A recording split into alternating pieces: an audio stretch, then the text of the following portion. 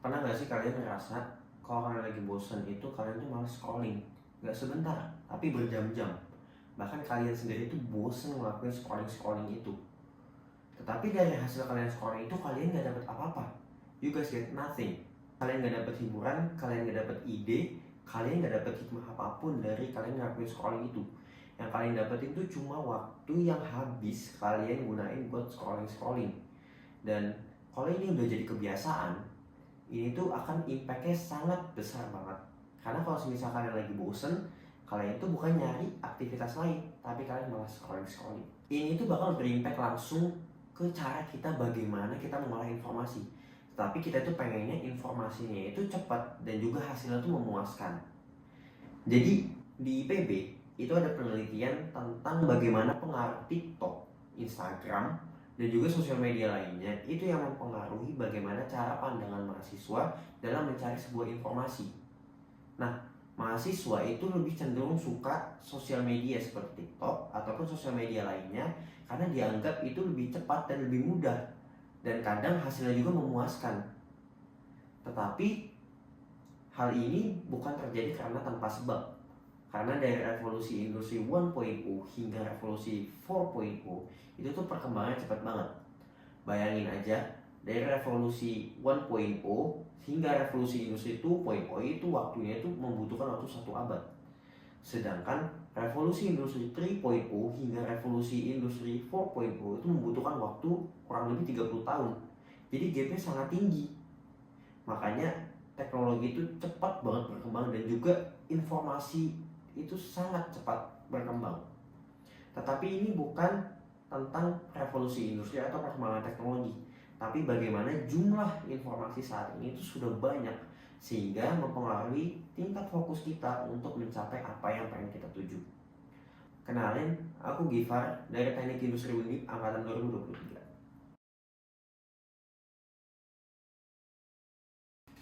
Kenapa sih kita sulit banget fokus?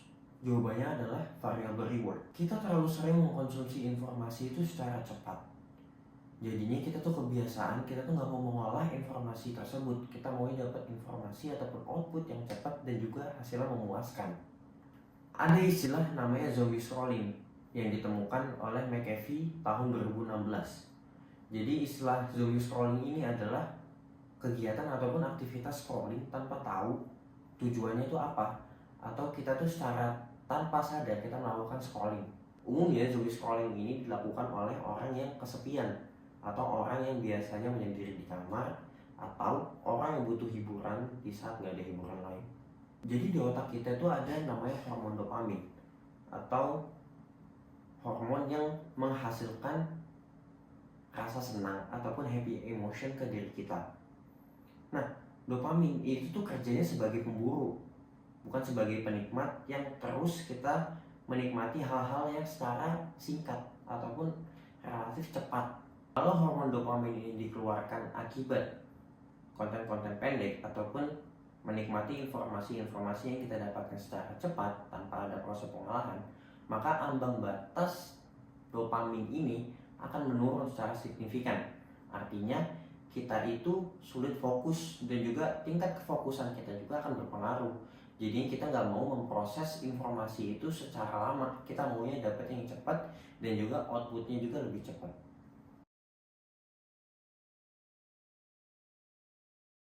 Dampaknya ini buruk banget. Ada istilah namanya deep work, kondisi di mana seorang itu sedang fokus tanpa ada gangguan dalam melakukan pekerjaan yang rumit. Tapi masalahnya, kecanduan konten pendek atau informasi yang didapatkan secara cepat itu tuh bikin attention residu. Coba bayangin, kalian lagi fokus belajar ataupun kerja, terus ngecek HP 5 detik aja karena ada notif ataupun sekedar ngecek aja. Ternyata otak itu membutuhkan waktu rata-rata 23 menit untuk kembali fokus penuh kayak kondisi sebelumnya. Gila kan? Coba bayangin aja kalau kita ngecek HP itu selama 10 menit sekali. Berapa banyak waktu yang kebuang sia-sia karena cuma sekedar ngecek HP. Sekarang belajar itu bukan soal kita itu paham materi secara mendalam, tapi kita buru-buru mencari jawaban dari persoalan tersebut secara cepat dan juga lebih mudah. Dan perlahan kemampuan kita dalam menyusun sebuah argumen itu tuh berkurang. Bagaimana cara kita mencari informasi melalui jurnal artikel tanpa kita tuh mau membaca secara keseluruhan, tapi maunya secara cepat. Terus kita tuh udah kehilangan kemampuan bagaimana kita tuh menyelesaikan sebuah soal matematika yang kompleks. Jadi otak kita tuh jadi dangkal karena kita tuh nggak pernah melatih otak kita untuk melakukan hal-hal yang kompleks. Nah, kita itu bakal menjadi seorang yang hanya penikmat konten pendek yang secara instan, tanpa mau kita tuh benar-benar menyerap hal tersebut secara mendalam.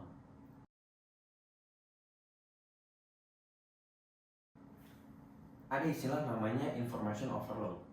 Information overload ini nggak selalu datang dari medsos. Ini tuh soal pilihan kita yang kita pilih setiap harinya. Pernah nggak sih kalian tuh ngerasa capek setelah kalian tuh buka aplikasi Shopee ataupun Tokped, terus habis ngeliat barang-barang mungkin di situ, atau bahkan sekedar ngeliat-ngeliat aja. Nah itu tuh namanya decision fatigue. Gini loh, otak kita itu punya kuota energi harian untuk bikin sebuah keputusan. Jadi setiap kali kita ngecek WA, ngecek notifikasi, ngecek apapun, atau bahkan ngecek barang-barang yang ada di online shop tapi yang pada akhirnya kita nggak beli, itu tuh semuanya butuh energi ataupun kuota, sedikit demi sedikit tapi lama-lama habis. Akibatnya energi otak kita itu tuh cepat habis karena kita udah memfilter informasi-informasi yang sampah.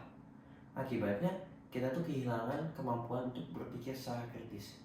Kita udah gak mau lagi mau bedain fakta atau hoax. Kita tuh udah males nyari faktanya, ataupun kita bikin argumen-argumen yang panjang, itu pun kita males.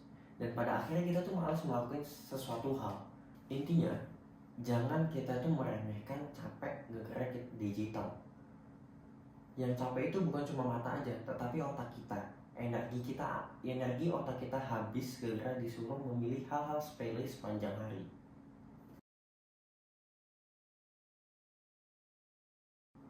Fokus itu adalah sesuatu hal yang saat ini sangat susah untuk kita dapetin.